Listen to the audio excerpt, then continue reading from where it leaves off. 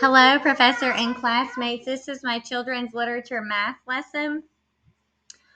Um, this is a kindergarten standard related to algebraic thinking and operations. I titled it Counting and Equations Are Fun. You will see the standard right here. It's not giving me. You will see the standard right here. And then what it entails, and then the I can statements on the right. I can explain addition means putting together.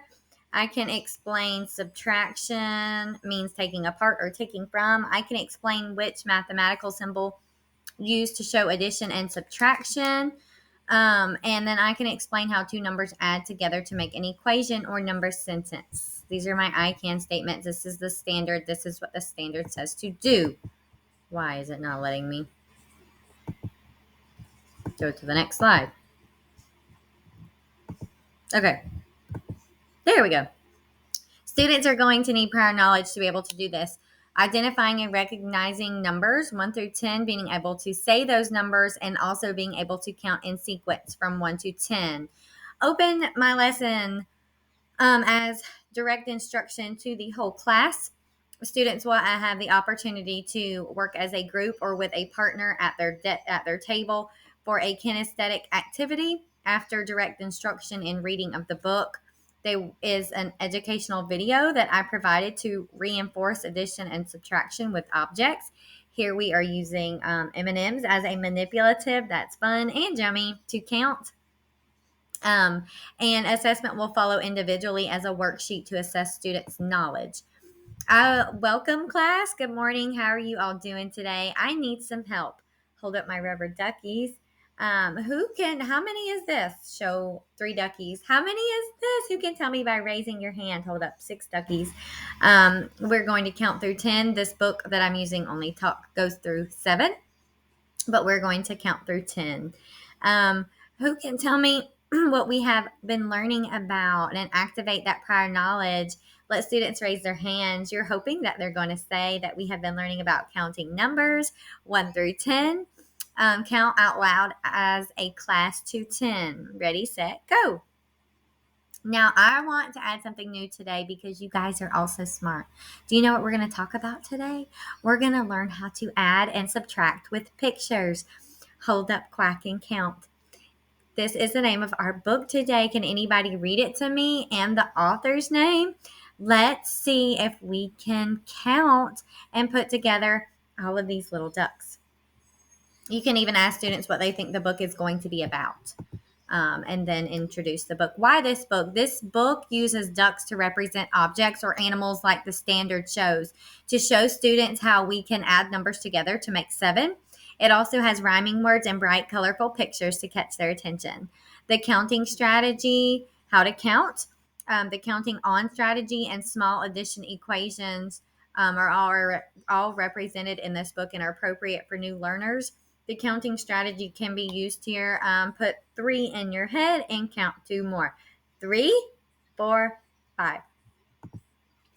The book used chart paper to show each duck, how each duck jumps in the pond. Show how we use the plus sign and what the plus sign means on the chart paper beside your rocking chair for guided discussion, direct instruction before you read the book or after you read the book. The plus and the takeaway sign, how we add to, and we can also take apart.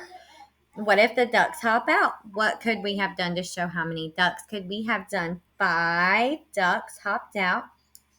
Takeaway, that tells us how many ducks hop out. 2. Okay, equals activities, lots of activities.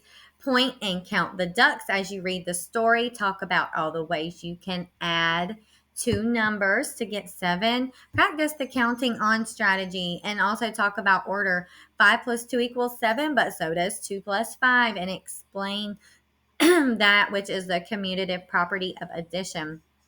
Real rubber ducks, like little bath ducks, could also be used as manipulatives. Or they're duck gummy bears. I don't know if they make such a thing. But anyway, my procedures: read Quack and Count by Keith Miller. Stop at each page for all the children to see the pictures and count the ducks. Reinforce the story by asking children what happened in the story and what these ducks were doing. These ducks sounded silly to me. Explain how two numbers, when added together, make a bigger number, and how we can also make numbers smaller by taking them apart or subtracting from them. Use the chart paper to write down different addition sums in the book. 6 plus 1 is one of them. 5 plus 2, 4 plus 3, 2 plus 5, and 1 plus 6 were all used in this story and would be good to use on chart paper and talk about addition. Okay. Ask students if they can try this with the partner next to them at their desk. Group work. Provide students with a paper towel, M&M candies, and the teacher rolls the dice to find two numbers to call out loud to students. Let them add them and put them together. They're going to use their M&Ms to put 3 plus 2 or 4 plus 3. 3 problems of addition and 3 problems of subtraction should suffice, and then have them eat their M&Ms as a treat. I'm trying to hurry. Students will complete this worksheet individually by or as a group. I need to change that. Students will complete this. This is adding cherries. This is the answer key.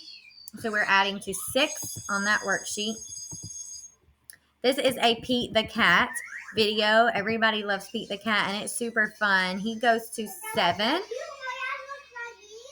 Oh, yeah, I love it. Right. So it's learn to add with Pete the Cat. Get ready to learn. Okay, and he goes to 7. It's super fun.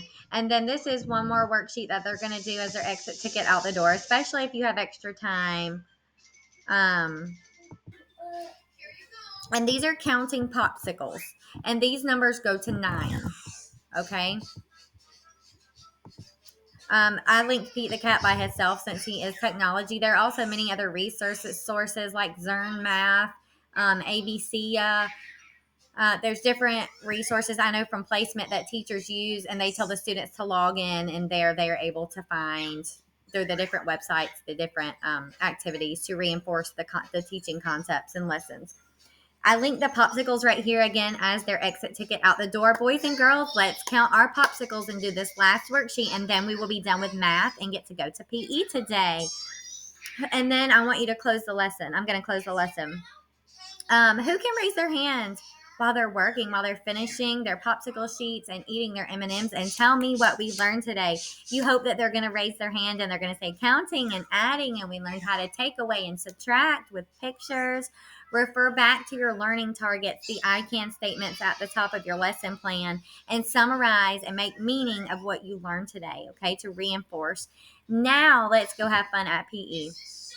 This is the Cherries worksheet as a formative assessment to help provide feedback on the lesson that I just did and evaluate the effectiveness and the student's comprehension of the lesson.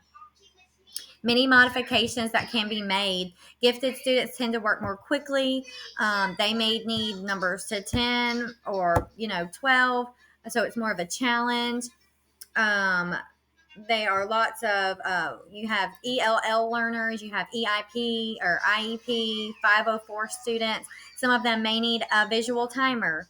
Some of them may need, manipulatives are good for all ages and stages, and they provide a visual for ELL learners instead of hearing so much in their head. Modeling the equations for them and using manipulatives to count are all really visual, really super good things to help them, okay? Modify teacher talk and practice time, especially for ELL learners, which is really heavily concentrated in Gainesville, where we live, and where we live in Dahlonega now, but where we came from, and I do placement in Hall County schools, the Spanish population. Talk clearly and slowly. Nonverbal cues like thumbs up or thumbs down. Are you done? Are you okay? Do you need help? You need help? Modeling an example on chart paper. I'm going to use chart paper instead of the board. Be culturally responsive. Like I said, in Gainesville, especially where I live or used to live a few months ago before June when we bought our new house, lots of different ethnicities and Spanish population be aware of that. And uno, one, work, trabajar, you know, work, trabajar, and reinforce that. Also, wiggle seats, pencil grips, quiet candies I found in my placement to be effective. Oh, you are working so quietly as you pass out one little candy or a little sticker. Ultimately, I put this at the end because there are many accommodations that can be made, and it all depends on the individual child and their specific set of skills and needs. I hope you enjoyed my literature presentation. This was super fun to do. Quack and Count is a cute book, and I enjoyed working on it. Thank you so much.